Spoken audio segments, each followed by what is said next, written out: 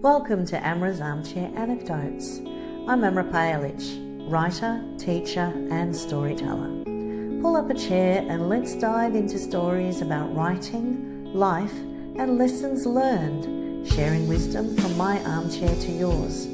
You can find the episode show notes, your free episode handouts and my how-to guides at amrapajalich.com/podcast. And now it's time to dive in. Today's guest is someone who proves that writing doesn't follow a neat, linear path. I'm joined by Alison Stuart, an Australian author and historical fiction writer whose work spans centuries from medieval England to colonial Australia. Her novels dig into power, politics and the personal cost of history, but what stands out is her persistence. This is someone who built a writing career alongside a full professional life, adapted to a changing publishing landscape, and kept going when plenty of people would have quietly stopped. We're going to talk about what it actually takes to sustain a long-term writing career beyond the fantasy of overnight success, and what writers can learn from someone who's done the work over and over again. Welcome, Alison. Thank you for having me, Amra. Looking forward to it. And the definition of madness is to keep doing the same thing and expect a different result. Isn't that correct? I know, but there is just such truth in that. Like, to embrace and live in a creative life is just that constant pivoting, constantly trying, constantly putting yourself out there. Even I was talking to someone recently, I said rejection doesn't even register for me anymore. No. Because you just constantly, we're always putting ourselves out there. We're always putting ourselves up for rejection. That is the definition of a writing life. It certainly is. That's right. Yeah, so I just wanted to sort of delve into the reality of a writing career. So you've had, a long writing career across multiple books and genres. What does the day-to-day reality actually look like versus what aspiring writers imagine? Well, I think the big lesson in all of this is that a writing career is in fact a game of snakes and ladders. You just think you're going up the ladder, you've got your traditional 3-book publishing contract with a traditional publisher, you're set. And along comes a snake and down you slide again all the way to the bottom. You cannot expect any sort of consistency or promise or anything like that. And as you said in the introduction, I mean, I've been hovering around this world now for over 30 years and it has changed out of sight. And when I started, it was only the traditional publishers and you sent off your manuscript all printed out and bound with an elastic band and in the mail, and then you waited. You might actually get the whole thing back, or at the best you just picketed the letterbox waiting for a rejection letter. And I mean, how different is it today when it's an online submission, emails fly backwards and forwards, and that's it. Sounds easy, but I think in some ways it's a lot harder because it's just such a broad field now as to which way you go, and traditional publishing is not always the way people should go these days. It's a very different world. No, so you've kind of done both. You've done the traditional publishing and now you're also doing indie writing. I've done everything. I might just, if you don't mind, just take a moment just to recap my brilliant career. Yes. Wrote a book, dislocated my shoulder, wrote a book and thought, this is it. I then came runner-up in the Emma Darcy Award, which is a Romance Writers Award, and thought, this is it, I'm on the road. It took another 10 years before a publisher took any interest in the book, and by which stage e-publishing was just coming on, and this was a baby e-publisher in the US. And at that point there wasn't such a thing as an e-reader. So if you wanted to read the book, you either read it on your computer or on your Palm Pilot, another piece of obsolete technology. It was a brilliant bit, but it got long gone now. So it was kind of like a solution to a problem that hadn't actually occurred yet, and so understandably things didn't go very well with that, and got the rights back and thought, oh God, what am I going to do with this? Because people were saying, where's that book that I really wanted to read it. So I thought, I've got a website, how about I just do a PDF, stick it up there and hope people find it.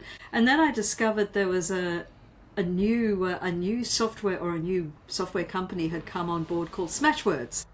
And Yes. Smashwords actually gave you the opportunity to self-publish your own book, and they would then distribute it for you to Amazon and Barnes and Noble and Apple and all the rest of it. So I was among the early adopters of Smashwords. I think I was probably among the first 10,000 people who adopted Smashwords. There are millions now, millions and millions of people are on Smashwords. And so that was in the days there was no sort of formatting software, there were no cover designers, you had to do it all yourself. So it was a pretty rough product, I'm afraid. And then of course the organizations weren't adapting to the fact that people were self-published. Oh my God, that's vanity publishing. We can't do that. You're just vanity published. So there was a lot of politics around the whole thing, and yes, so that was difficult. Yes. Anyway, so then of course the traditional publishers picked up that e-books were actually doing quite well, and I don't know if you remember, but all the big publishers here in Australia, Penguin Random House and HarperCollins and They did their own digital Harlequin, first. they all started. Yes. They all started having digital first imprints. The only survivor of that these days is the Harlequin one, Escape. But Escape picked me up, and from there flowed a whole new lot of doors opened. They actually put some of my books into print, and then I became a traditionally published author from that. And I was still indie publishing. There were now other options. They'd actually invented cover designers and formatters. So indie publishing was getting much more respectable. To cut a very long story short, I ended up with a two-book contract from HarperCollins to write what is now my Maiden's Creek series, set in my backyard, Victoria, based on a little town called Walhalla. So basically they commissioned me to write that, which was really exciting. But at the same time, I'd also been dabbling in murder. My husband retired, went from romance to murder. I'd been dabbling in a historical mystery series set in Singapore in 1910, because I'd lived in Singapore for a while. And it was getting interest, but nothing quite. But then it got picked up by an agent in the US, and she sold it to Penguin USA. I mean, hello, I've made it. I am finally there. I've got two book contracts. Oh God, they all want the same timelines. Oh shivers, what am I going to do? Anyway, we're okay. Corporate background, did Gantt charts, got all of that done. And the Harriet Gordon mysteries were going really well. I thought they were going really well. However, unfortunately, the pandemic hit and the publishing industry went into a spiral. And I think because of that, for a lot of other reasons, Penguin... So, I mean, I've sold, I've got a 5-book series in my head. I've sold 3 books. They didn't want the 4th one. And so I was dropped like a hot potato by Berkeley. And that's kind of where I'm sitting now. I indie published the last 2 books in the series. And I think that brings us up to date with where I am. But as you can see, it's been a very rocky career with a little bit of dabbling in everything. So I've been there, done that, got the scars to prove it. Yeah, I can really relate, because a lot of that, what you were talking about, very similar trajectory in terms of what happened with me. I too had my romance novels published by those digital first. Yeah. And what a lot of people don't realise is, there's this stigma between indie publishing and traditional publishing, but then traditional publishing were copying indie authors. They were like, they are the ones who've got it figured out. They've got it figured out in terms of creating communities, in terms of having an email list, offering a reader magnet, doing the ebooks sales. That's where the big sales are. And so sometimes I feel like, people get so caught up in the stigma, and it's like, actually indie authors are the trailblazers, and traditional publishing, they're like, these are the ones making money. Even now they're picking up a lot of indie authors and putting them on the books because they've done the hard work. Well, they have. All of that. I think traditional publishing is struggling a little bit to find where it actually now sits, because it is a very slow process. I mean, they give you no time to actually write the book. Then they take 18 months to publish it. So we're looking at, a minimum of 2 years from woe to go. In the meantime, as an indie author, you could have 2. I write big books, so I'm going to say I could possibly have 2 books out in that time. Other people are putting out way more than that. And as you rightly say, what traditional publishers are doing now is they are looking to the indies to look at what's the next big thing. I've had a traditional editor, one of the editors with one of the traditional publishers has admitted that. She said, we can no longer see where this is going, and so we are picking these up. what's the big deal at the moment? Sexy fairies, courts of, it's Court of Thorns and Roses. And yeah, things. romantasy. Started as indie, that's... Yeah. Yeah. And they're the ones that started the trend. And I think, I mean, if you wouldn't mind, just from my perspective, I'm, in terms of money and income, traditional publishing did not offer me anything more than what I've been able to do as an indie author. People sometimes have that perception that traditional publishing is where the money is, and my argument is no, not necessarily. Would you mind commenting on how have you found that? Well, the US contracts were, to my mind, as a little Australian sitting here in Melbourne, were quite generous. But to be honest, I've only just paid out. Not that you're actually obligated to pay out your contract, but the third book has only literally just paid out, and I mean that was released 2 or 3 years ago. And of course, the other thing you've got to understand about advances is you don't get a lump sum. No. It's dribbled out to you. Yes. So you get a proportion on signing the contract, then on submitting the manuscript, and then there's a third tranche on publication. And as I just said, that could be up to 2 years. And what a certain publisher did to me, I shall not name names, they then split that into 4. They added an extra 6 months. So there was a 4th payment after 6 months after publication. That was 2.5 years after I had submitted the book. So you cannot sort of rely on any form of advance to ever make a living. And I mean, that, as I said, that was, for me, quite a generous advance. Advances are tiny. In Australia, $1 million advances, you really have to be a big author to get that. I got for my first novel, a $5,000 advance, which was the larger advance at that point for a debut author. That would be probably about that would have been a good advance. Yeah, and that was 18 years ago, and that's still a good advance. So 18 years later, it hasn't changed or improved. It's actually gone down, because now what's happening is a lot of traditional publishers, you don't even get an advance, you get paid on sales, royalties on sales. And I think I'd rather have that, because at least it's honest. At least you get money in your hand, rather than this sort of, oh, well, we paid you this money. Now you just have to sit and wait till the royalties come in. As I said, they've just started to come in on the third one. I was just about to make an observation on that. Oh, darn, it's gone. Never mind. Advances shrinking, moving down? Advances shrinking. It was just on the tip of my tongue. When it comes back, interrupt. It's okay. All this will be edited. Don't fuss. Yes, that's okay. Yeah, I know. That's what it is. We were just talking before I started recording, where there was a question: was there ever a moment where you thought this isn't working, and what makes you keep going anyway? And I just wanted to hear your answer again. I don't think there's ever a moment when you don't think that. It is this is a crazy. Why do we do this to ourselves? Why do we sort of sit here at the desk hours and hours on end? For what is actually, if you took it as a rate of return, a very small, minuscule percentages of cents per word that you turn out. Yes. This, you cannot be in this business thinking you're going to make money. Oh, I know what I was going to say. Gone again. Sorry. I can relate. My husband and I are having the best time of our lives. He tells me a joke that I know I've heard before, but I forgot the punchline. And I laugh as if I heard it for the first time. And then we just keep going around in circles. And my poor daughter is going batty. I remembered it. That's how I remembered it. What I was going to say was, the first 3 Harriet books were published by Penguin, and then they dropped me. And so I indie published the last 2 books. What Penguin had done for me, and for which I am profoundly grateful, is it had given me a very good readership.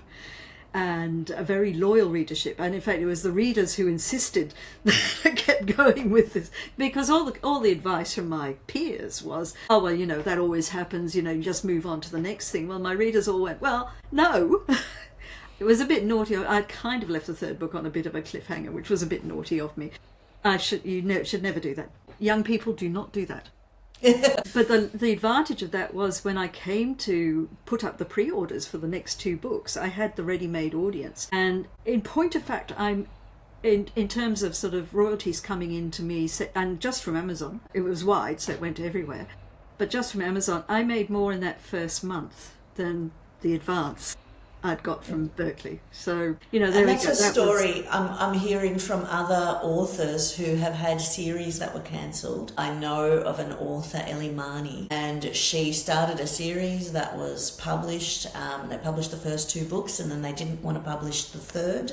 Yeah. And she published the third herself, and the readership, you know, snapped it up. Yeah, yeah. And it was exactly the same story. And it makes me really like, I don't know, a bit in despair about the publishing industry, where they're like, that they think that that's not worth it, that's not worth publishing. They know that there are going to be sales and that there will be money there, but they're just not, like, I don't know, I don't understand it, to be honest. No, it's yeah, as I understand the way they work, is the algorithm as to what's a successful book and what isn't is based on, and I mean, this is where they need to rethink, because it's based on print sales. And of course, my books came out during COVID, and so the bookshops weren't open. So you know, how were they selling print books? And Yes. even today, looking at my, because they give you a very good dashboard as to what the sales are. The print books are only 25% of my total sales for all 3 books. The digital and the audio are 75% of sales, but they when the number crunches, and let's face it, they're the ones who make these decisions. It's not your editor. Your editor can love you to pieces, but it's the marketing department and the finance department that make the decisions, and they're looking and go, well, it's not selling, so Yeah. yeah, let her go. You know, it's not worth it. But that's why you'll find, particularly with traditionally published books, that the ebooks are priced at ridiculous amounts, like Yes. 99 for an ebook. Yes. The same as a paperback. Drive you towards buying the print book as being a more economical outlook. Now, I might be wrong. That is just my perception and my understanding of how No, it works. I agree with you completely. That's what I have seen too. Yeah, And that's why they did those digital first publishing companies, and they were trying to sell for the same prices that you know, indie authors were selling. And as an author, we got no advance, but we were getting like 50%, or like a Yeah. high, actually not 50%, but a higher percentage of It was royalty. a I think it was, higher percentage, I think it was 25% versus 15 Yeah. or 10% on print. But yeah, it's a very, like, they're trying to manufacture, and what I got from all of that, like seeing a lot of authors in action, is when I started my murder mystery series. And by the way, I have a theory about that, how we moved from romance up to our 30s, and then in our 40s we go through perimenopause, and murder is on our mind. And that is the happy place then. And so when I started my murder mystery, which I'm publishing now, I did not submit it to a publisher at all. I was not going to take the chance that they would pick up 1 book or maybe 1 or 2 books and then not continue the series and sort of leave me where, yes, I could, you know, continue it myself. But the problem is, as an indie author, when you don't have those first few books, you are very limited in promotional opportunities and what you can do. And then, because you are promoting your books and achieving sales, you don't get the rights back to the books that are published by them, because they're getting the benefit of all the work that you're doing. Yeah, absolutely. It's so frustrating. But I had to finish that, so I wound that series up. But the readers are still asking me for more from those characters. So I'm going to start it. So I'm not sure if I'm preempting what your next question is. Go for it, please. So my thought is, at the moment, I'm actually going to move to a new series with the same character, let's call it a spin-off series with the same Yes, characters. in the world. That's what we want to in do their now. world. We want to exploit the whole world that's there. Yeah, that I can control from book 1.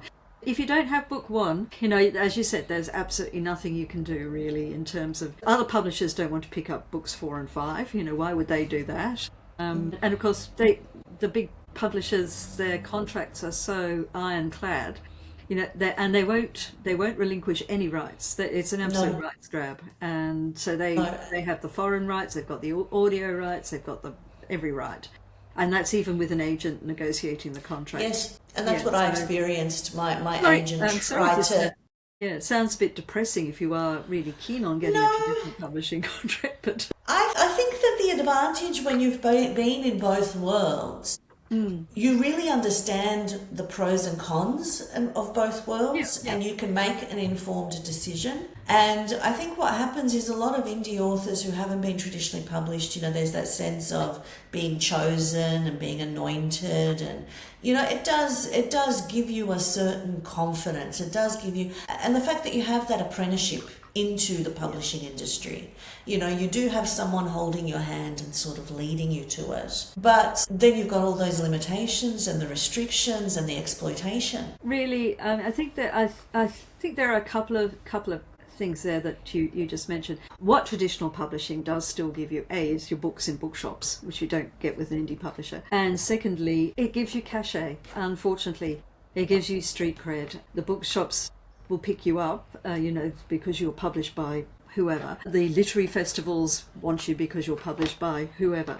If you're indie, there is still that sniff factor of going, oh, she's self-published, so it's sort of from that point of view, it was very nice. What a thrill to see your books in bookshops. I don't think I'll ever get over that moment when you see your book in Dimmicks, or I don't know if I ever got into an my ambition was to get into an airport, and I'm not sure I actually ever did that. Yeah. But yes, that moment of seeing your book on the bookshelf, which you don't really get as an indie, and you've just got to learn to live with that.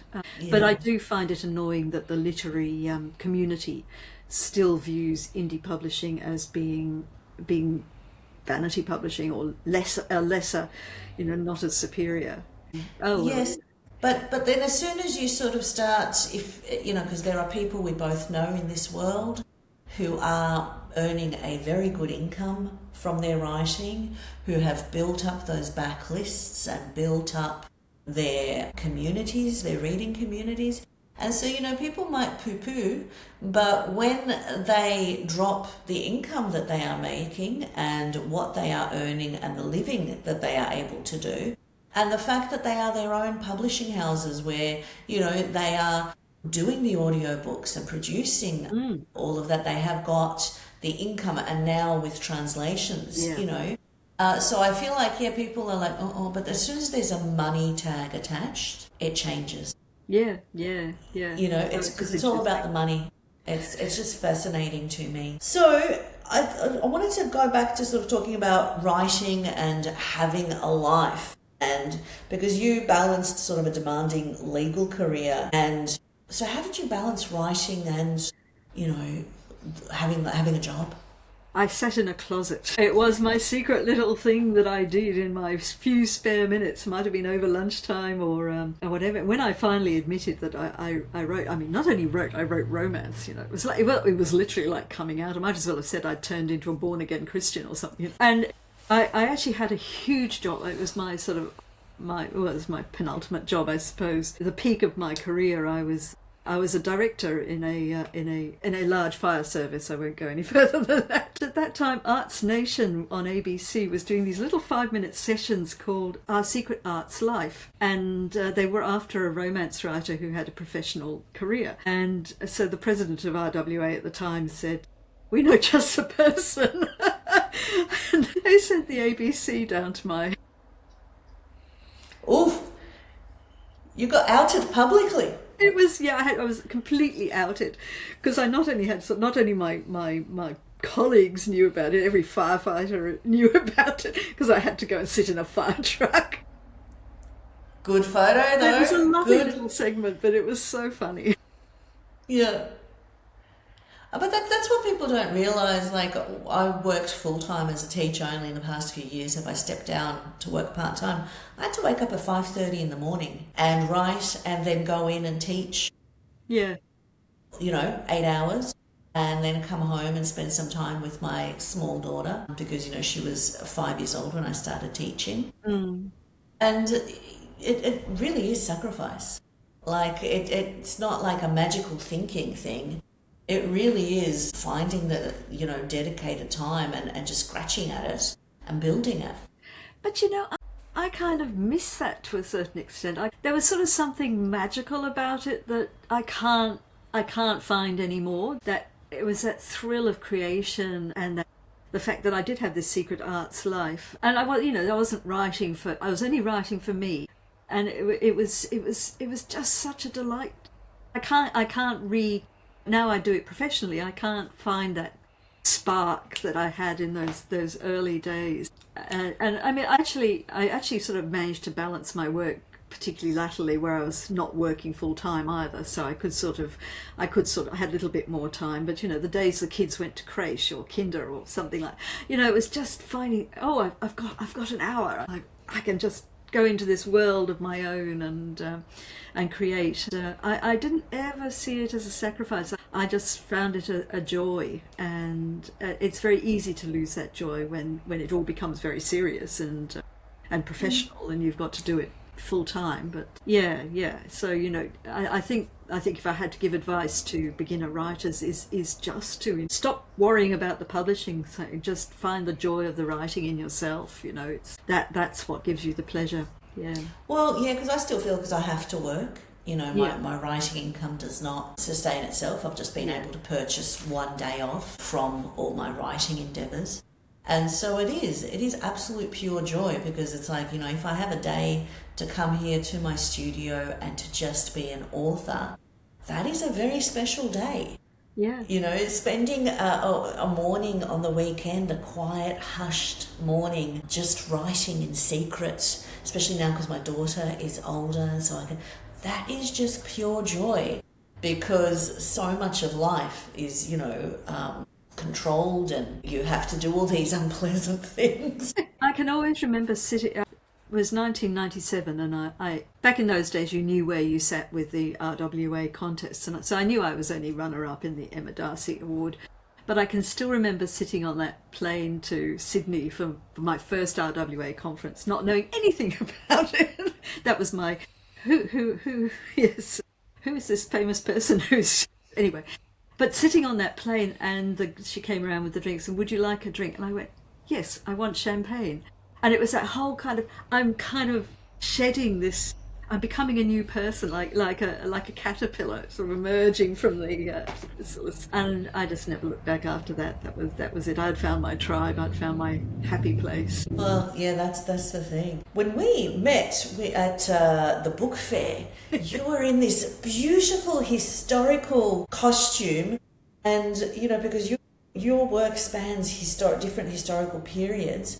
So what draws you to a particular era? So describe first what you were wearing at the book fair and why. Well, I had a number of costumes. Yeah, you did a few changes. So on the first day I was wearing the Edwardian Harriet Gordon suffragette costume, which was heinously uncomfortable by the end of the day. On the second day, was it the second day I met you, when I was in the flowing Regency, much more comfortable costume? Yeah.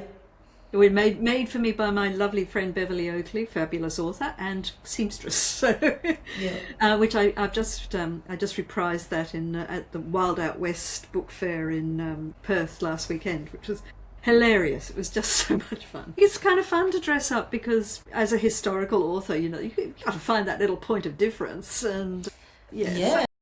It was kind of nice to just be a little bit silly and dress up and do that. But in terms of my own historical interest in history, look, I've been a history nerd since I was knee-high to a grasshopper, and I have an absolute passion for the period of the English Civil War. And so I have actually written 6 books with that setting, and that is the definition of madness, when you write 6 books in a particular setting and realise that it's never going to be the next Regency. So that was a bit of a light bulb moment for me. So yes, I have tried. So that was when I tried writing a Regency, and that's been moderately successful. I mean, so many people write Regency so much. I think so much better than I do. And of course, it didn't turn into a romance. There was a murder mystery in it, and I cannot do that sort of whole romance Regency thing. I've set a book I've done a dual timeline ghost, Downton Abbey with ghosts set in the 90s with a World War One setting as well, and a Napoleonic War. That's a dual timeline. And then of course my Australian books set in the 1870s, and my Harriet Gordons are set in the Edwardian period, 1910. So I've tried different periods, and I love them all. I love them all equally. But yes, my passion period was and always will be the English Civil War. Roundheads, Cavaliers, what was not to love? Men with big swords. That's the thing. You kind of, I don't know, you get caught up in things because, and you have to have that passion. Like, you do have to have that passion, and that's what comes across. And, like, and then being able to, with the costumes and stuff, like when you're doing that direct selling, being able to actually communicate through that passion and joy and find people who connect with it. What's some advice that you have for writers in terms of writing historical fiction? Well, I think certainly write the period of your passion. Unfortunately, I'm going to be Debbie Downer here. I mean, the 30 years I've been writing, historicals have been dying. But, a bit like the Monty Python sketch, I'm getting better. Yes, that's like short story.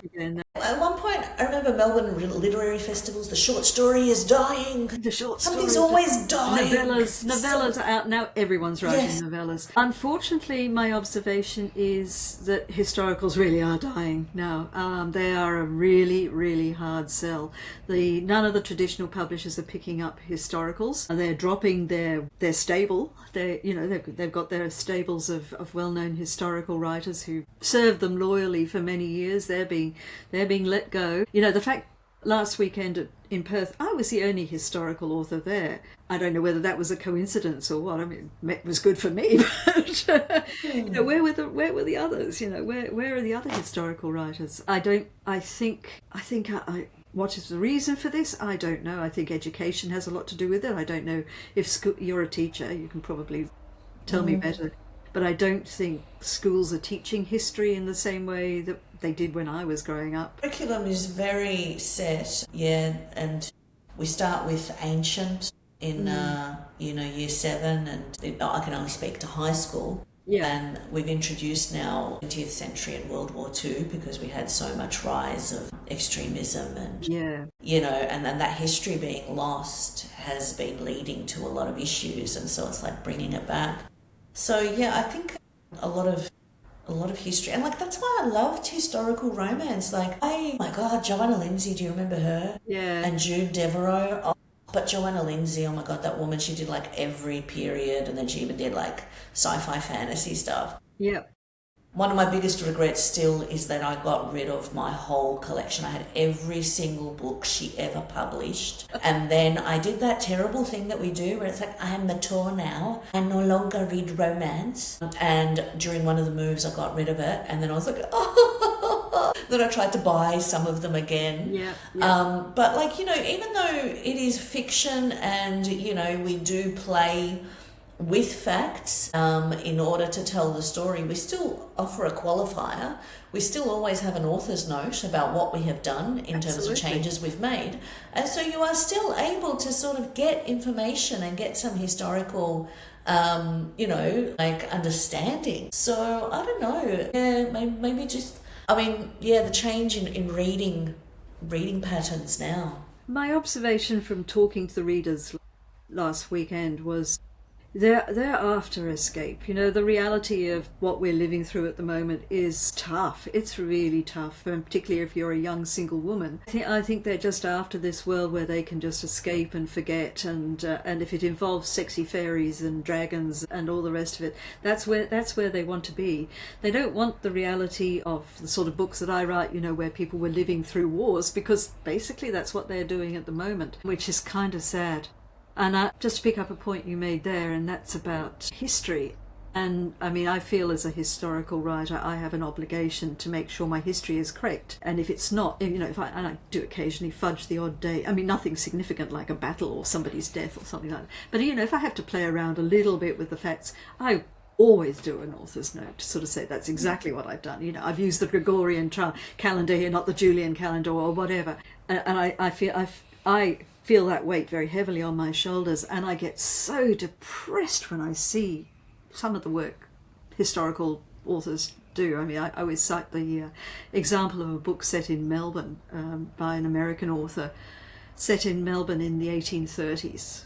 You and I both know Melbourne really wasn't settled until 1837. Oh no, the heroine and her sister are tripping through the busy streets of Melbourne on their way to the modest to buy a ball gown for the sister to go with her satin shoes for the big ball that's going to happen, and they have to go down to the bustling docks to pick up the convict that her father's just ordered. It was just so excruciatingly wrong. It's actually it's actually hilarious, but what depressed me was the reviews going, "Oh no, thank you for telling me about this fabulous period of history I know nothing about." You still know nothing about it. This is a fantasy. Yes. It exists. Imagine if I'd written a book set in New York, and and I had done this to New York, for example, there'd be outcry. So and there was another one I read where it's the Great Fire of London, and the characters are sitting there watching the lead on the dome of St. Paul's melting.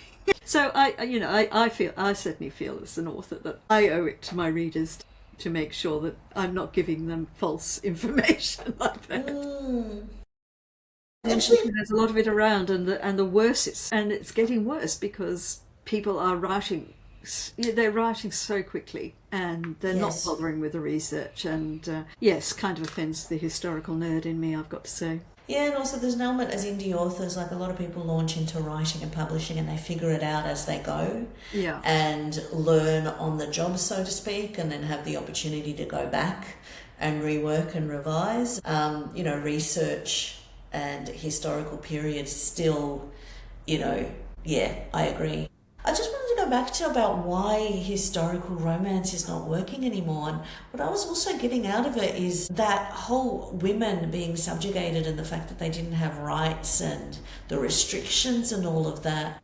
Because I've joined Substack and I'm really enjoying the space, but a lot of things are popping up about feminism and young women being embarrassed about feminism and, what is feminism? So there's this sort of difficult space about femininity and, and I'm wondering how much of that is also impacting on that, love of historical romance, because the whole thing about it is that tension where they can't do things that you can do in the contemporary world, where you have the sex before marriage, you have all of those liberties. It's all of that unresolved tension and that slow build, and and also maybe it's that now that instant gratification that we're used to in society, where everything is like right now. Yeah, and I think you're absolutely spot on that there is now a lack of understanding of where we've come from, and I mean, I'm old enough now to remember back in the days where as a woman I couldn't enter into a contract, or if I was a married woman I would have had to have left work, and that's only changed since the 1970s. That's not that as history goes, it's not that long ago.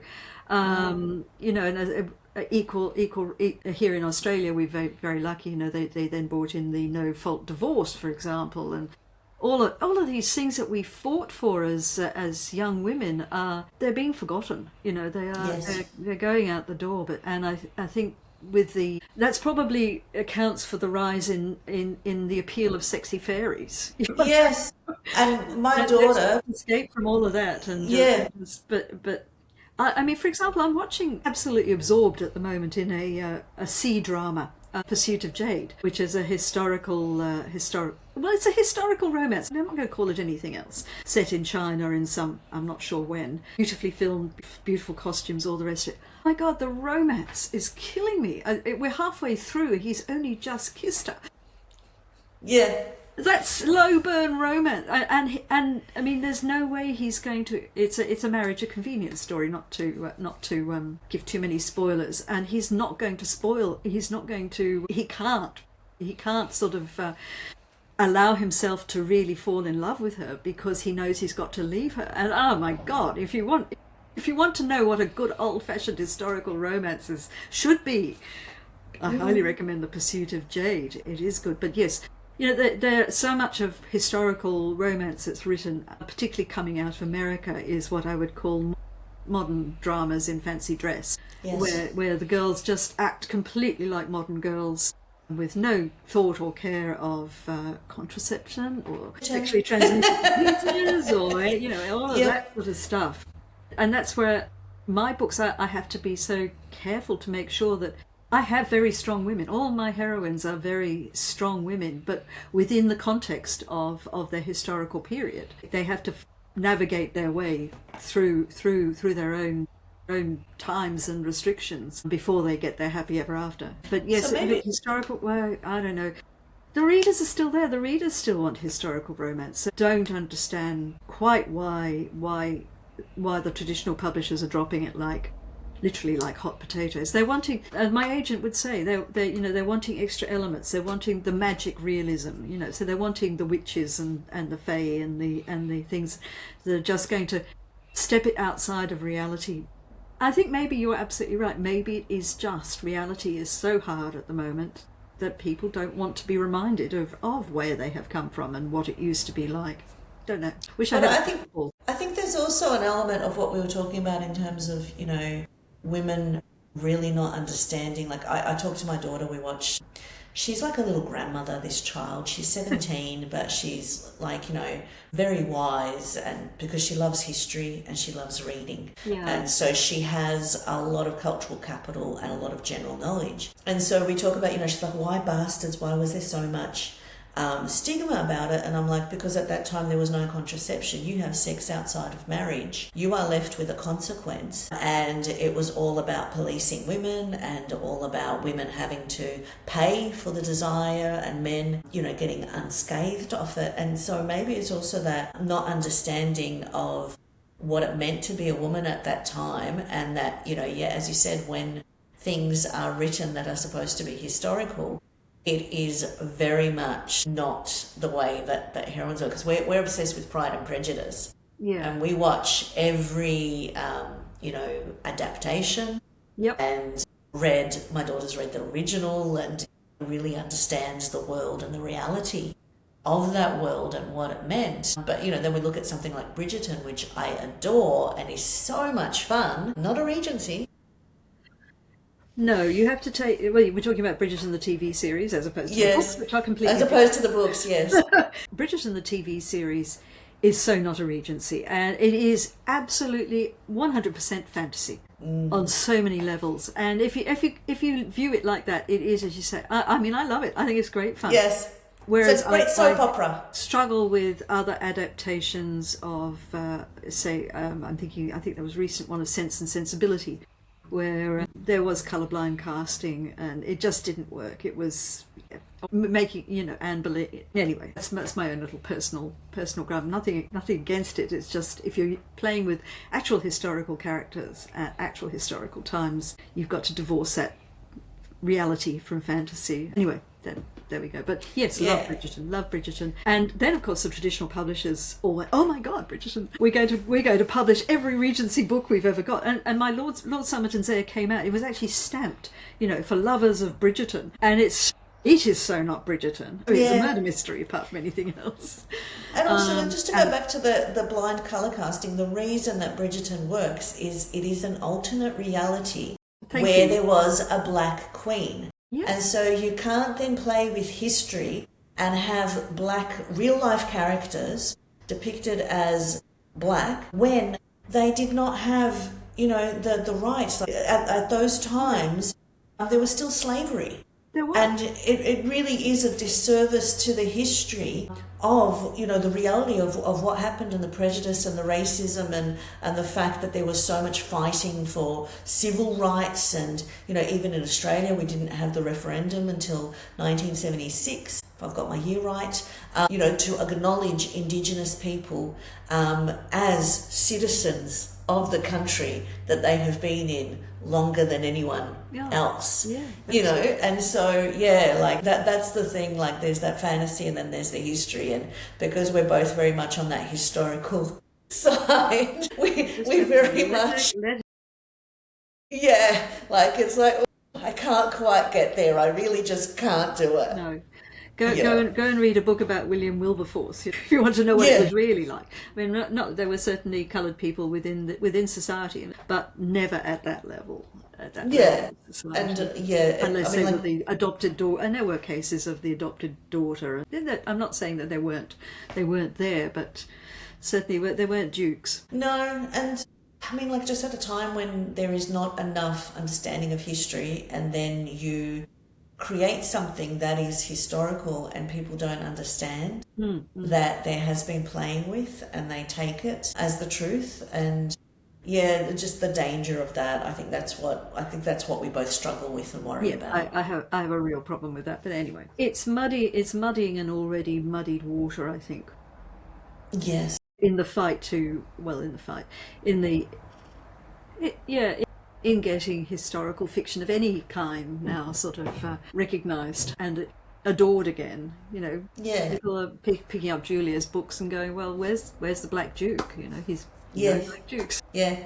No, because it's an alternate reality that has It been is. It's a crafted little for the TV show, Yeah. which works Oh, within that absolutely, it alternate does. reality. As long as you But view it as that. as long as you understand that is not history, there was never a black queen. So I guess in terms of that writing historical fiction and dealing with difficult truths, how does that affect you? And how do you find the writing of?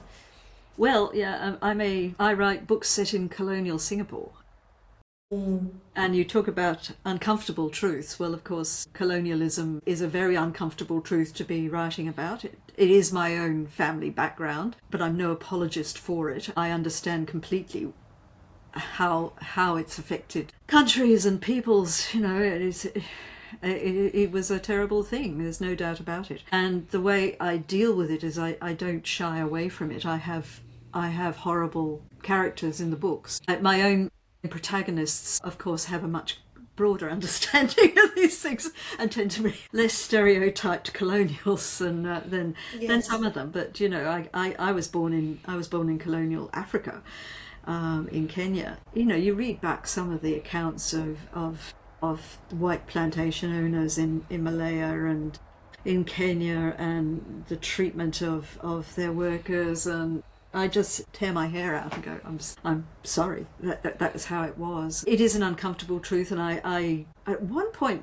my publisher actually wanted me to write an apology at the start of the book about it. This is writing for an American audience, you know, and I have to kind of sort of tread that very fine political line of. Have you got 2 seconds? I'll see if which book I can't actually remember which book it was, but I mean, I have to make a point in saying in the author notes, you know, this is the views expressed by some of the characters in this book are not those of the author. The book's set in 1910, and intolerance shown to non-Europeans was real and abhorrent as we, with our 21st century glasses, might find it. This is how it was, and it would be unbalanced for me to imply otherwise. Yes, that's the difficult thing, isn't it? Where people are like, oh, you're writing this, therefore you approve it. And it's like, no, in order to tell the truth of what was happening at that time, I have to create characters and have the characters say things and do things that they did at that time to really show that reality. Yeah. Yeah, I expected a lot more pushback than I've actually had, so I think maybe I got the balance right. I mean, I get the odd reviews that are a bit, but really on the whole, I think my readers have accepted that's where I come from, and they read the books, and it's very popular in Singapore. It is actually on all 5 books are on the shelves of Kinokuniya in Singapore if you're passing through. oh, that's brilliant. Yeah, That's a huge achievement. yes. So that kind of says, well, maybe I kind of got it right to get the right balance. But I'm enormously, and it's probably one of the reasons where with the new series I am actually changing location. So tell me about the new series. What are you doing? I can't really.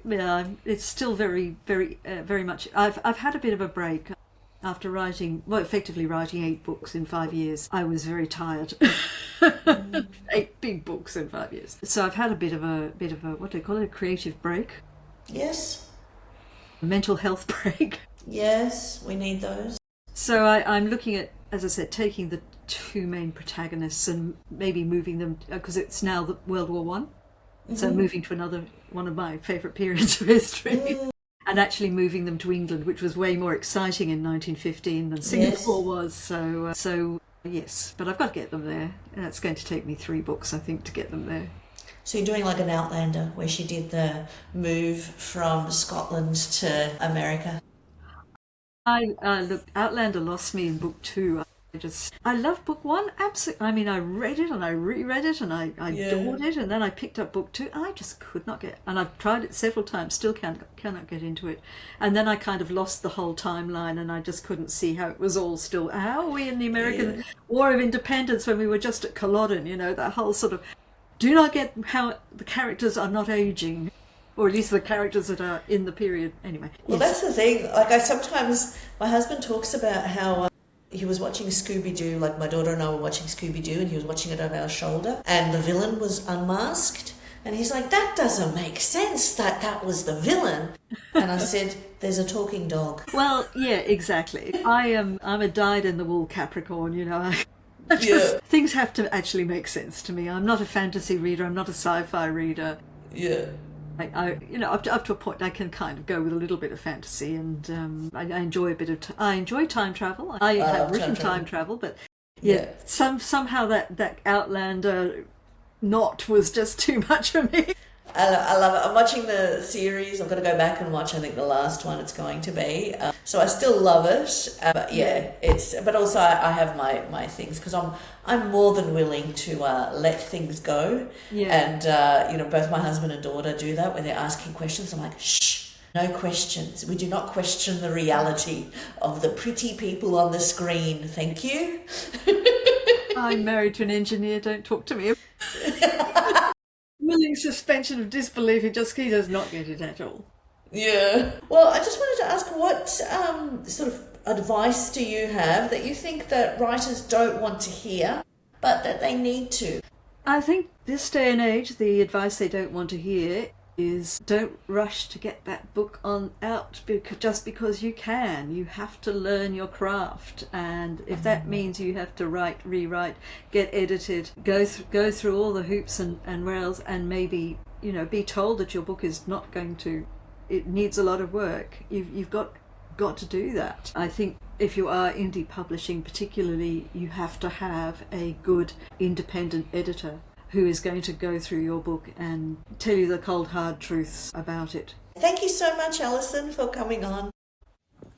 Thank you for tuning in to Amra's Armchair Anecdotes.